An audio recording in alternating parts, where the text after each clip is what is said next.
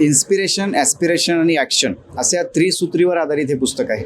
एक सनदी अधिकारी येतो आणि व्यवस्थेला लोकांची जीव वाचवण्यासाठीचे अनुरूप व्यवस्था निर्माण करतो. हे खूपच थक्क करणारं होतं. कारण आणि तुकाराम मुंडे ज्या उद्देशाने हे सगळं करतात तो उद्देश किती प्रामाणिक आहे त्याची दुसरी बाजू पण लोकांपुढे आली पाहिजे. पुस्तकाच्या पूर्ण निर्मिती प्रक्रियेत तुकाराम मुंडे सरांशी माझी भेट झाली नाही, कारण त्यांना ते आत्मस्तुती आणि स्वतःचा गौरव वगैरे असं करून घ्यायला अजिबात आवडत नाही. ते त्यांच्या स्वभावात नाही आणि संस्कारात आहे. प्रशासकीय सेवेतील कडक, शिस्तप्रिय आणि धाडसी निर्णय घेणारे अधिकारी म्हणून तुकाराम मुंडे यांच्याकडे पाहिलं जातं. मात्र त्यांच्या धाडसी निर्णयांचं सर्वसामान्य जनतेकडून जरी कौतुक होत असलं तरी अनेक त्यांच्या निर्णयांमुळे ते वादाच्या भोवऱ्यात देखील अनेकदा सापडलेले आहेत. मात्र याच तुकाराम मुंडेंचं आता सर्व चरित्र आणि एकूणच त्यांचा जीवन प्रवास जो आहे तो तुम्हाला आता पुस्तकाच्या स्वरूपामध्ये पाहायला मिळणार आहे, वाचायला मिळणार आहे. आणि तेच पुस्तक ज्यांनी लिहिलेलं आहे ते ज्येष्ठ पत्रकार शफी पठाण आता माझ्यासोबत आहेत. स्वागत आहे तुमचं डिजिटल प्रभातमध्ये. तुकाराम मुंडे यांच्यावरती तुम्ही पुस्तक लिहिलंय, काय आहे नेमकं पुस्तक? पुस्तकात बघा, इन्स्पिरेशन, ॲस्पिरेशन आणि ॲक्शन अशा त्रिसूत्रीवर आधारित हे पुस्तक आहे. इन्स्पिरेशन या अर्थाने की तुकाराम मुंडेंचा एकूणच जीवन प्रवास जो आहे तो संघर्षमय राहिलेला आहे, चढउतारांचा राहिलेला आहे. त्यातून स्पर्धा परीक्षेकडे वळणारी जी काही तरुण आहेत महाराष्ट्रातले त्यांना प्रेरणा मिळावी हा या पुस्तकाच्या निर्मितीमागचा एक उद्देश आहे. ॲस्पिरेशन म्हणजे काय अपेक्षा आहेत आणि कुठल्या अपेक्षेने आपण कुठल्या सेवेत जायला पाहिजे याच्यासाठीचं मार्गदर्शक ठरावं असा हा दस्तऐवज या पुस्तकातून झालेला आहे निर्माण. आणि त्याशिवाय ॲक्शन या पुस्तकातला महत्त्वाचा भाग आहे. कारण सनदी अधिकारी म्हणून जिथे जिथे तुकाराम मुंडे गेले तिथे तिथे जसं तुम्ही आधी म्हणालात की ते वादात सापडले, त्यांच्याबद्दल अनेक वादप्रवाद निर्माण झाले किंवा त्यांच्या कारवाईवर प्रश्नचिन्ह उपस्थित झाले. त्या प्रश्नचिन्ह निर्माण होण्यामागची कारणं काय आहेत त्याचा आढावा, ॲक्शन हा जो पाठ मी वारंवार उल्लेख करतोय तो त्या पुस्तकाच्या एका भागात आलेला आहे. नक्कीच तुकाराम मुंडे हे असे अधिकारी ज्यांच्याबद्दल सर्वांनाच वाचावं वाटतं. तुम्हाला ही संकल्पना कधी आली आणि कशी?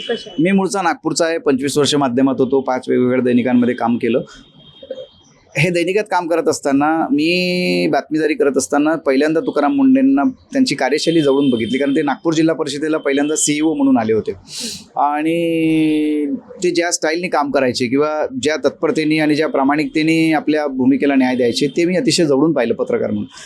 त्याच्यानंतर 2020 साली ते कोरोनाच्या काळात नागपुरात आले. अतिशय युद्धजन्य परिस्थिती होती, खूपच वाईट प्रसंग होते, जगण्या मरण्याचा लोकांचा प्रश्न निर्माण झाला होता. अशा स्थितीत एक सनदी अधिकारी येतो आणि व्यवस्थेला लोकांची जीव वाचवण्यासाठीचे अनुरूप व्यवस्था निर्माण करतो. हे खूपच थक्क करणारं होतं. कारण त्याच्या आधी मी अनेक प्रशासकीय अधिकारी महापालिकेचे आयुक्त म्हणून बघितलेले आहेत. तर ह्या 2 कारकिर्दी मी ज्या आहेत तुकाराम मुंडेंच्या नागपुरात पत्रकार म्हणून अतिशय जवळून बघितल्या. आणि मला असं वाटलं की तेवढं करू नये, जेव्हा म्हणजे अतिशय चांगलं काम करू नये, जेव्हा त्यांना वेगवेगळ्या ट्रॅपमध्ये फसवण्याचा प्रयत्न झाला, त्यांच्यावर भ्रष्टाचाराचे आरोप झाले, त्यांची प्रतिमा वाईट करण्याचा प्रयत्न झाला, तेव्हा पत्रकार म्हणून मला अतिशय वेदना झाल्या. मला असं वाटलं की ही जी काही माणसं आहेत ज्यांनी असा प्रयत्न करून जाणीवपूर्वक तुकाराम मुंडेंना बदनाम करण्याचा प्रयत्न केला आहे तर त्या लोकांचे खरे चेहरे पण जगासमोर आले पाहिजे. आणि तुकाराम मुंडे ज्या उद्देशाने हे सगळं करतात तो उद्देश किती प्रामाणिक आहे त्याची दुसरी बाजू पण लोकांपुढे आली पाहिजे. ती बाजू पण अतिशय प्रखरपणे आणि वस्तुनिष्ठपणे जगासमोर आली पाहिजे. या उद्देशातून मग मी या पुस्तकाकडे वळलो. नक्कीच या पुस्तकामध्ये केवढं पुस्तक असणार आहे, किती पानांचं असणार आहे आणि एकंदरीतच तुम्ही आता जसं म्हणले की अनेक वादाच्या भोवऱ्यात अनेक मुद्दे सापडलेले होते, त्यामधलं म्हणजे तो पण मुद्दा असणार आहे का? तुमचा पहिला प्रश्न जो आहे की किती पानांचा आहे, ते 220 पानं जवळपास त्या पुस्तकाची झालेली आहेत आणि अतिशय प्रेरणादायी पुस्तक आहे. आणि दुसरा जो तुमचा प्रश्न आहे की वादाच्या भोवऱ्यात जे काही ते सापडले त्याला कोण कारणीभूत आहेत, त्यांचा उल्लेख त्या पुस्तकामध्ये आहे का, तर त्या प्रश्नाचं उत्तर हो असंच आहे. कारण काही पातळ्यांवर ज्या लोकांनी त्यांची अडवणूक केली आणि त्यांना त्यांच्या ध्येयापासून विचलित करण्याचा प्रयत्न केला त्या लोकांच्या षड्यंत्रकारी प्रयत्नांचा लेखाजोखा जो आहे तो त्या पुस्तकात आहे. तुकाराम मुंडेंचं बालपण त्यामध्ये वाचायला मिळणार आहे का आणि कसा अभ्यास केला तुम्ही हा सर्व?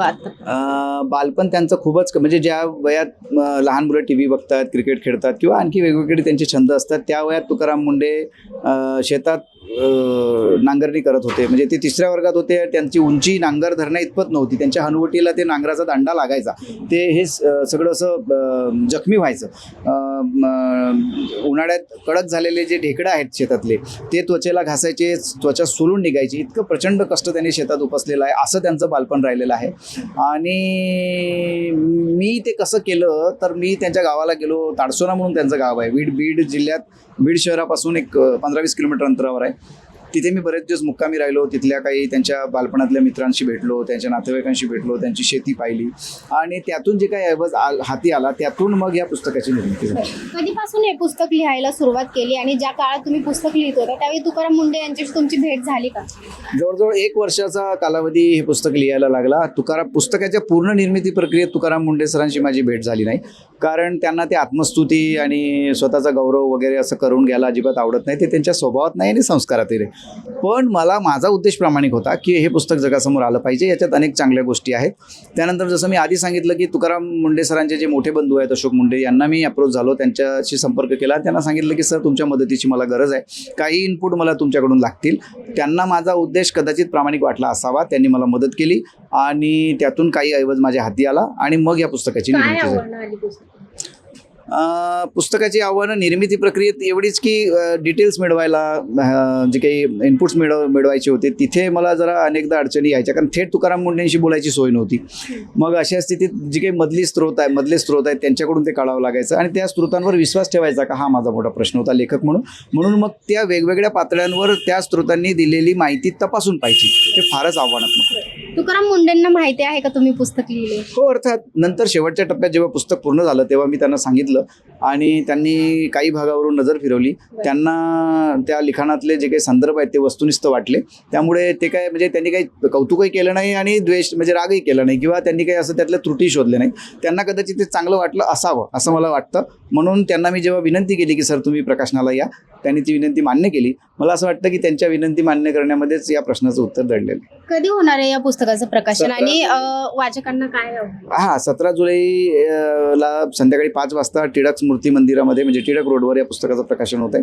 रंगनाथ पठारे ज्येष्ठ साहित्यिक आहेत, एबी माझ्याचे राजीव खांडेकर जे मुख्य संपादक आहेत ते येणार आहेत, संग्राम गायकवाड आहेत, संजय नहार आहेत, सरस संस्थेचे संस्थापक, अशी सगळी मोठी माणसं प्रकाशनाला आहेत आणि त्या सगळ्यांच्या उपस्थितीत ते प्रकाशन होणार आहे. विशेषतः तरुणांना माझं आव्हान आहे, म्हणजे पुण्यात जे आहेत ते आणि पुण्याच्या परिसरात जे आहेत ते, त्या सर्वांनी तुमचं चॅनल बघणाऱ्या सगळ्या लोकांना माझं तुमच्या माध्यमातून आव्हान आहे की या पुस्तकाच्या प्रकाशनाला तुम्ही या. सगळ्यांना लेखक म्हणून मी स्वतः निमंत्रण देतो आहे, कारण हा अतिशय प्रेरणादायी असा कार्यक्रम आहे आणि मला असं वाटतं की तुकाराम मुंडे जे करायला निघाले आहेत ना ते कार्य अतिशय समाजाला एका विधायक दिशेने घेऊन जाणार आहे.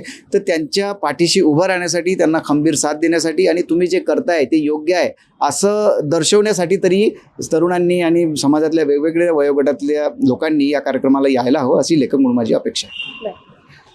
तर नक्कीच पुस्तकाचं प्रकाशन होणार आहे आणि ते पुस्तक खरंच सर्वांनी वाचलं पाहिजे अशी त्यांची अपेक्षा आहे. आणि तुकाराम मुंडेंबद्दल खरं तर सर्वांनाच आवड आहे आणि एकूणच त्यांचा प्रवास जो आहे तो त्यांना वाचायला आवडेल.